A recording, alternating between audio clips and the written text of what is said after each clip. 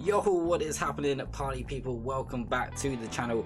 It's your boy Captain GG, and today we are bringing you the end of season review in regards to what happened in season 3 with our heart saved. Boy, it was an amazing season. If you've been keeping up to date, then really do appreciate you coming by, watching and keeping on with the channel. Dropping that thumbs up as well really does help out the channel. I know you guys were, a lot of you guys would have been in the stream yesterday evening. If you wasn't though, let's run through what happened. So let's jump across into our competitions. We have won the Cinch Premiership. Yes, we are champions of Scotland after winning the league. Really happy with this. 88 points obtained in that season with just 4 defeats and 7 draws, winning 27 games. Super happy with the end of season results. Couldn't really have gone much better for us. Jumping across into a couple of our other competitions as well, you can see that we did win the Scottish Cup for the 3rd time in a row. So yeah, just absolutely dominating now. I'm not sure how long we keep this save going, to be honest. We're gonna obviously have next season and our first season in the Champions League, see whether we can do anything there and try and at least do something and at least leave Hearts with a team where they are going to be able to continue to compete and not just fall back down the pecking order. In the Europa League this season, we were knocked out in the quarterfinals by Leverkusen. Again, you guys would have seen that on stream. Quite unfortunate, but we were well beaten in the end in terms of the scoreline anyway. And then, as you know from previous episodes, we were knocked out in the semi-final of the Premier Sports Cup. Just jumping across then into the inbox, you will see that João Resende has won Players Player of the Year. We're going to congratulate him on that. Well done, lad. And then over to top goal scorer Bruce Anderson actually won it, with João Resende coming in second. But João Resende played a host of less games because we rotated our squad so much. Colbert got Young Player of the Year. Again, another congratulations needed for him. Resende claims Young Player of the Year. Wait, FW Young Player of the Year. Okay. We are named Manager of the Year. Always good to see that. Always good to win it. And that is pretty much it. As you can see, we've had a beast of a season. I can say what a season it was. I'm just going to quickly run through some of our team performances because we had a host of players that had a really good season. I'm going to take it over to goals first. João Resende scoring 35 goals in 34 appearances. I mean, the guy's stats ain't incredible, but boy does he score goals. Knows how to find the back of the net. Is now currently wanted by Alaves, hoping to keep hold of him. Marshall Colbert, 22 goals and 11 assists in 36 appearances. Another one we are very much happy with his performances. Lawrence Shankland, 18 goals in 29 appearances. Milosevic, 15 goals, 12 assists in 43 appearances. Namacha, a backup striker, 13 goals in 22 games. It just goes on. The list literally goes on. If we ship it over to assists, you can see Cicchini's got 16 assists in 34 appearances. Obviously, we've covered Milosevic. Colbert 11, Resende 8, Coventry 8. The assists come from everywhere, the goals everywhere. Regardless of the team we played, we were dominating games. I mean, if you guys want this tactic, make sure you go and check out our video. I'll get it down in the description. I'll try and get it up here as well. But what a tactic this is. It is unbelievable. By far the best tactic I have ever used on Football Manager. So if you are looking for a beast tactic that's going to win you league titles, then look no further. All you got to do is go into the comments. But like I say, what we're going to do now is we're going to move on because there's a couple of players we are interested in. Endrick's contract's running out. Iodin's contract's running out. They won't talk to us just yet. They're looking to keep their options open. So we're going to jump forward and see in time, will they talk to us or are they going to get snapped up by a bigger club before we can even get an offer in? Let's find out. Okay, chat. So it is that time. Endrick available. We can offer him a contract. We need to offer him the contract of all contracts. For him to drop to our level, he's going to be wanted and is wanted by a number of teams. AC Milan and Inter Milan currently, but I'm sure a host of other clubs will come in. So we're going to go into our approach to sign. Now, I've literally just clicked on this. He wants regular starter, but actually he wanted squad player. But I'm going to try and get away with regular starter. I think in terms of signing him, if we can get this done early before the other clubs get in, then we've got a chance. Otherwise, if the other clubs are in there, we're gonna have to offer him like important player right from the get-go. So I'm taking a bit of a gamble here. Now, Lawrence Shankland is leaving on a free transfer. There's nothing we can do about it. He's leaving on a free. He doesn't want to sign a new contract. His contract runs out. So signing Endrick on a free transfer would be huge. So I think we're going to go regular starter and then important player. I'm going to suggest that. Obviously, he's happy with that. Now, in terms of money, we can only offer 7k. Now, I was hoping to do a little bit more here. Gonna try and remove the minimum fee release clause as well. Do you know what? We're just gonna go with this. No, okay, remove and exclude, remove and exclude. Let's give your agent 50,000. Okay, he's happy with it. He's obviously gonna accept that, but I feel like once other teams come in with the bids, that's when we're going to be in a little bit of trouble. And then Iodin is another youngster who I'm looking to try and get on board. I still think we should, so I'm going to approach to sign him. He wants squad player. I think we can get away with that with him. We're going to remove and exclude all of these, or just lower these down. Suggest the terms. Let's make that non-negotiable. Okay, non-negotiable. Sweet. Okay, not really sure we need Iodin. Probably be looking to loan him out, quite probably, but it's money. Even if we end up selling him for a profit, obviously there will be profit because he's a free transfer, but it's going to be tough. But we'll come back when we get an update on any of these contracts. Okay boys, so we have an update. Endrick has agreed to join us. What a signing this is going to be. I might even look at selling Jarrell Sunday now, only because we are in a big financial trouble. But we'll cover that a little bit later when we go through transfers. Endrick is going to sign, although his work permit has been denied. We have appealed it. Usually upon appeal we do seem to get them, so hopefully he will get his work permit. And then some other big news. Scotland has slipped down in the European coefficients, which means currently when you win the league, you go straight into the group stages, or the league stage of the Champions League. But from next season, from the 2026-27 season, that's not going to happen. So that's a bit of a kick in the teeth for us. However, this season we will be going straight into the league phase. Kind of annoying. We've got some work to do in the coefficients then to boost Scotland back up. That's going to be on us. Can we do it? We hope so. So Endrick looking to sign. What I'm going to do now is I'm going to complete my transfers, and we'll come back. We'll run you through what transfers we've done, and so forth and so on. And hopefully we've managed to sort out this financial issue, because we're losing money. Literally less than 10 days ago I had 1.5 million in the bank. Now we have less. Well, we're in the red, so not great, but we're gonna work with it, right? 1.6 million pound lost in 15 days. We're in trouble. Okay chat, so we are back. A good 2 months almost has passed in game since the last little snippet. We are on transfer deadline day. It looks like it's gonna be a quiet one for us, but we're gonna be running through the rest of these 5 hours. We're going to be going through the transfers that have taken place, and also the results, because we have played a couple of games in the league already.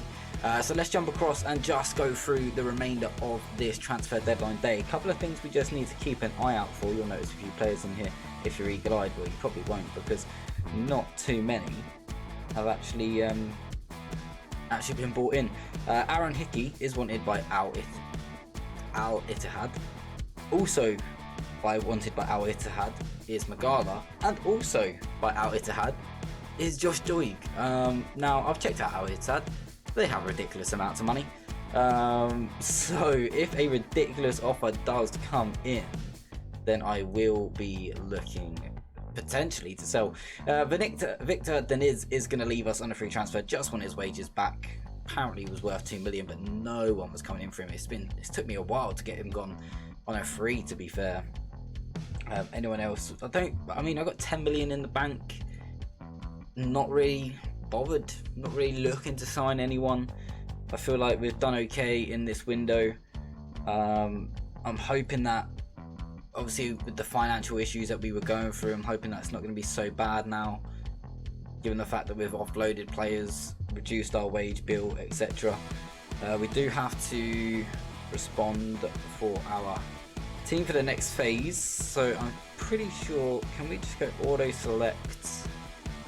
And okay, so we are going to have to take, well, Deniz doesn't have to, that's fine. We'll take Colbert out. Pretty sure he shouldn't need to be. Players of the age of 20 or younger on the 1st of the 1st who've been at the club for 2 years. Oh, he hasn't been at the club for 2 years. Well, you sort of want to... Ooh, what? Oh, okay. Magala doesn't need to be registered, so that helps out. Lewis Nielsen? Why does... Surely he shouldn't need to be registered. He's 22 now, okay. Rizzo, no, that's fine. Ethan Ampadu, not been 2 years. These two are homegrown. We don't need this guy in. I would much rather have MB. But if we add any more in, don't quite think it's going to allow us. We could actually have one more. I think it has to be Gomez, right? Deniz misses out. Courts, the youngster, misses out. Magala doesn't need to be selected. Anyone else who I could maybe just take out? Naziri, no. Okay, we're good with that. Let's hope Magala doesn't need to be registered. It said he doesn't. If it now comes up saying he does, I'll be absolutely fuming. Do not want to be missing Magala. By far our best player. Alright, transfer deadline day done. Simple as that then. So let's jump across and have a look at what has happened since you've been gone. In terms of the transfers, we're going to go in. We'll go through the outs first and foremost. £16.25 million we have brought in. The main one is Nicola Cambrai. Should maybe just bring it up on this screen. £9.25 million bought in. We was looking to sell him for a while. We managed to get roughly what he was worth. Obviously, transfer value says he's worth a little bit more now. He's a good player. He scored 3 goals in 5 league games already for his new club, Beşiktaş. So he's decent, but we needed the money. Uriel Selly has gone and signed for Bristol City. Hasn't started for them yet, but has appeared in each game off the bench. No goals as of yet. We managed to sell him for £3.5 million, but a lot of that is in installments, unfortunately. David Herold has gone to Karuna again. A lot of that is in installments. Thomas Sang has gone to Dundee. That is a £1 million deal straight up. Other than that, it's all just youngsters that we've either loaned out or just got rid of because they just really weren't progressing as to where we needed them. And then obviously Tommy Doyle, we knew this one was already happening. We had him on loan for the back end of last season, and obviously he had already signed a contract with us. So Tommy Doyle now does become a Hearts player. Luca Hyrelian. I'm going to go for Hyrelian. Yeah, young Danish, 21-year-old centre midfielder. Reckon he can come in and do us a job. Tyler Morton, I forgot I even signed him on a free transfer from Liverpool. Happy days, really, really decent, solid midfielder. Can also play centre back as well.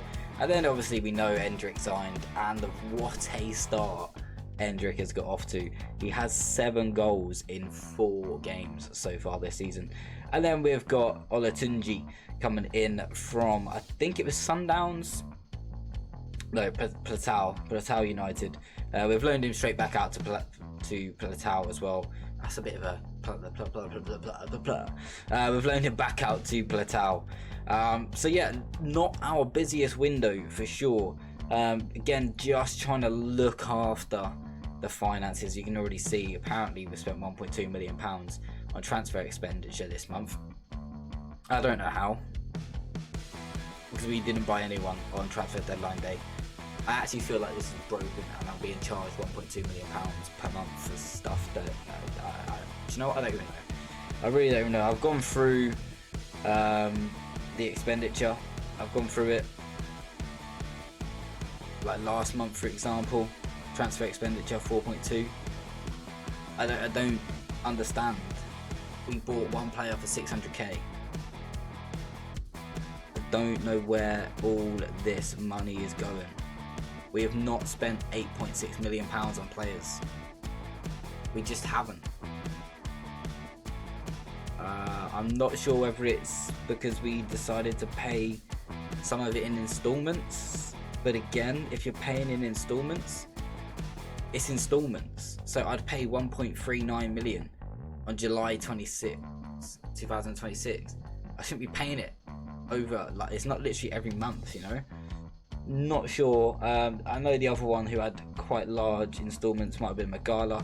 £1 million is left owed on that. Again, that June 26. I think there was one more as well, maybe, that we used.